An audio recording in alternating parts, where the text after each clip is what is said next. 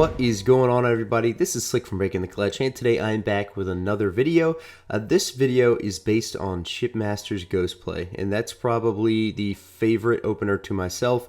After this new patch, I think Ghosts are easily the best scout, which is kind of unfortunate because I think Chopper should still be the strongest health-wise, Jackrabbit's the fastest and most effective, and then Ghost still be that middle ground. However, that's okay, we're going to roll the punches here. The Ghost play of Shipmaster is so effective that we're actually playing against the current number one 3v3 player in the world. He had something like over 2,500 CSR. I think he has almost 100 wins and less than 10. Actually, I think we were his 10th loss. But I just wanted to show you this gameplay so that way you can kind of understand how I do this build. What I do is I jump in, I go Extractor first, and immediately send my grunts out to grab some supplies. And then as soon as that extractor comes up, I'm going to upgrade it. And sometimes I make Ghost off the start, sometimes I don't, depending on if I need to grab a mini base to start this game off. Like I said, it's totally depending on the situation itself. So there we go, I actually start making a Ghost around 25. So I make a Ghost usually around when my power extractor is finished up. You don't necessarily have to, you can make it right away. I just like having that little tiny bit of extra eco so I can get my harvesters rolling out at a pretty even rate. The Ghosts really you don't need to have out immediately, so it's up to you really. I mean, you essentially have it just to grab supplies and scout. Of course, I am going to send my Ghost the second it does come out to go grab a mini base if possible. And usually what I do is I go Extractor, double harvester, actually triple harvester generally, and then what I do is I buy my mini base after that. On the maps where you need to buy the mini bases to stay competitive, say just because there just aren't enough on the map, I generally speaking just don't make my Ghost off the start and just buy a mini base when I can. I upgrade a harvester the second I have 200 power. And really what the plan is here is to have an upgraded harvester and an upgraded extractor, so that way I get shields and a solid double pump of Ghosts when possible. As you saw there, I did buy my mini base, I think it was right around 115. So right now we're in a great spot to just get prepared for the late game, get prepared for a solid double pump. As you're also going to see, I did go harvester 5th on my main base.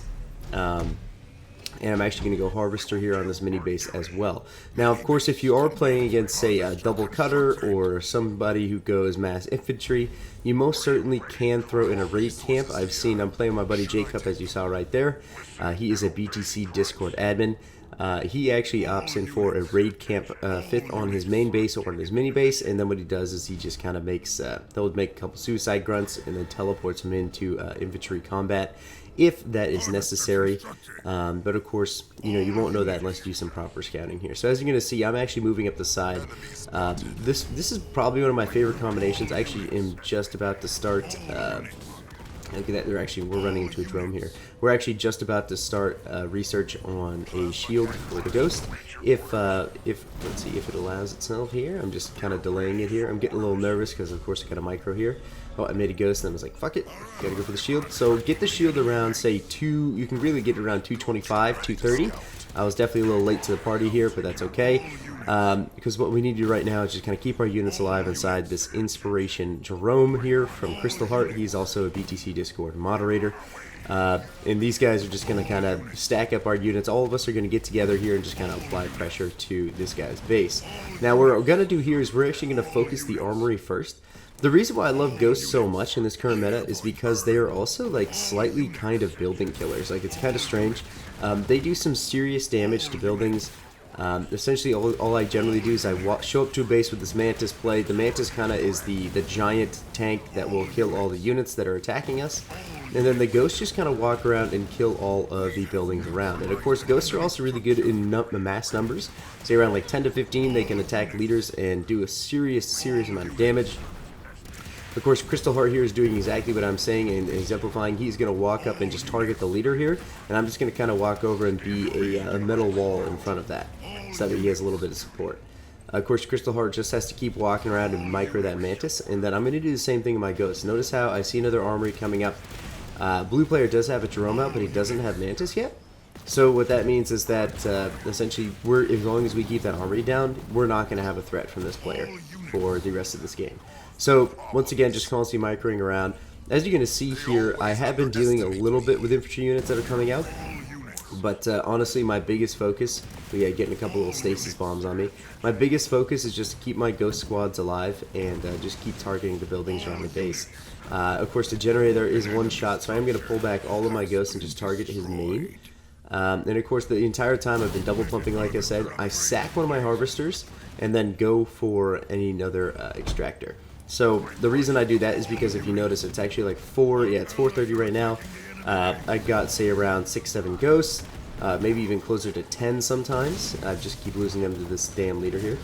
And my power is nearly at 1,000, so I'm almost in the tech up range.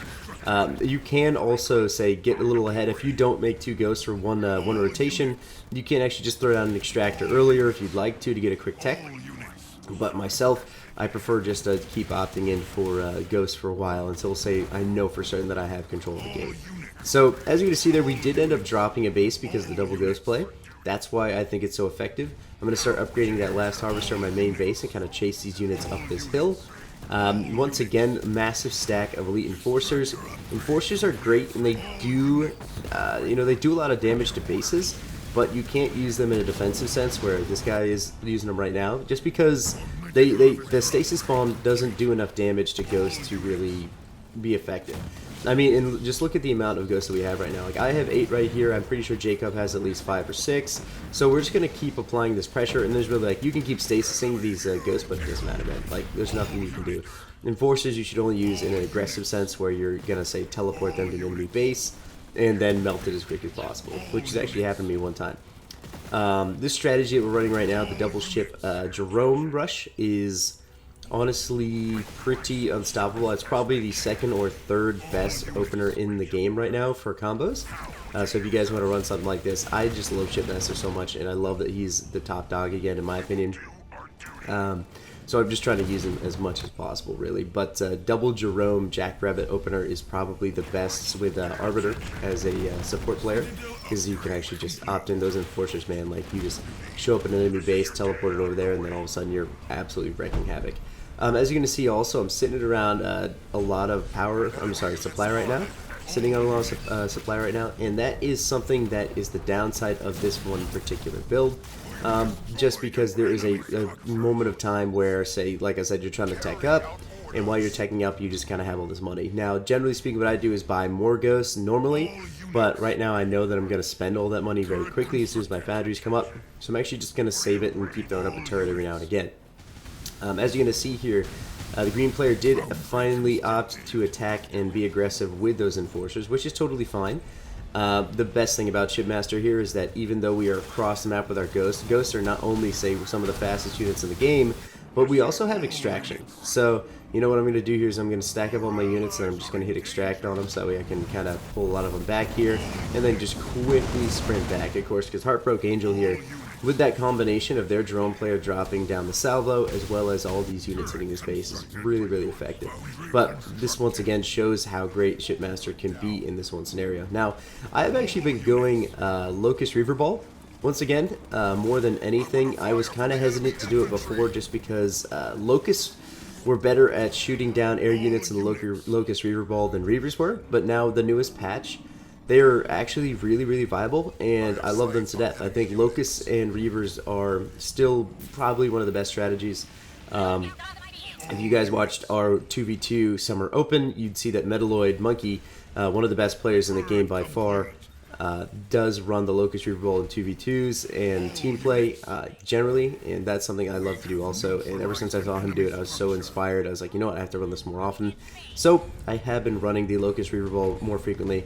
It's also much easier to do with Shipmaster, just because, say, you know, you can just teleport your army away, teleport your army back to your base, and then, say, if you don't like the engagement, you can just play God of Shipmaster and teleport their army away.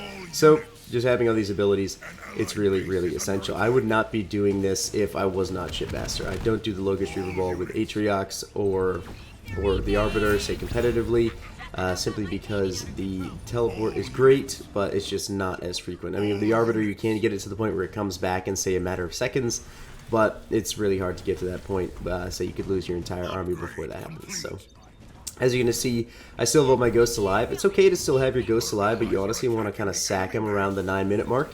At some point, they're just taking up supply. So The one thing I would also critique this game is our power node control. I think we've only had one the entire beginning of this game here.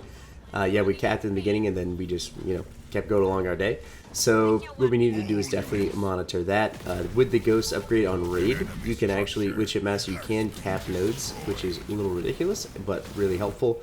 So that's another thing that I love about Shipmaster in this play.